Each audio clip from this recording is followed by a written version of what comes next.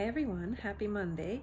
So this morning I posted a question on Facebook and Instagram about self-doubts. So it really comes down to whether or not you trust yourself when you make decisions. And I did mention that there's really three major things that we have to look at because we don't really have time to analyze, especially when fears come.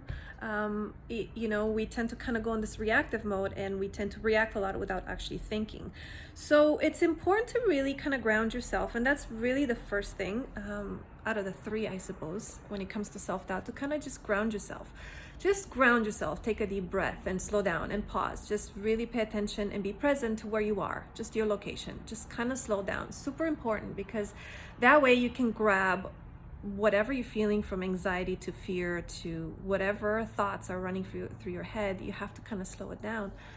The second thing is really kind of be kind with ourselves, because it's very hard to be in the midst of everything and not beat ourselves up. We always have these fears or triggers like we're not good enough, we're not smart enough, we're not beautiful enough, young enough, old enough, experienced enough. We have these fears and they all stem from that. So if you really get to know what your biggest fear is and really just kind of build a relationship with that, just make it your best friend. I know it sounds very interesting to say that, but making a best friend with your fears, that means you actually get to know them and see, how you can speak to them where they can just kind of just settle down, you can communicate with your fears and find out where is this coming from.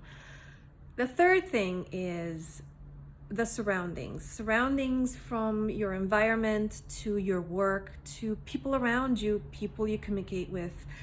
You have to foster an environment and a community that is supportive of you, and of who you are, of your being, and vice versa. You want to be able to bring value and give value to those around you as well. So the third thing is really environment. So choose wisely in terms of your people. Just choose those that they're understanding, and they don't make you feel like unworthy or not good enough to be who you want to be. So choose wisely in terms of people that they're around you, and environment. I live where I live because it's peaceful and it's slow, and it allows me to kind of ground myself. So these things are the three things that I wanted to mention when I mentioned this morning. So I hope it helps you out a little bit.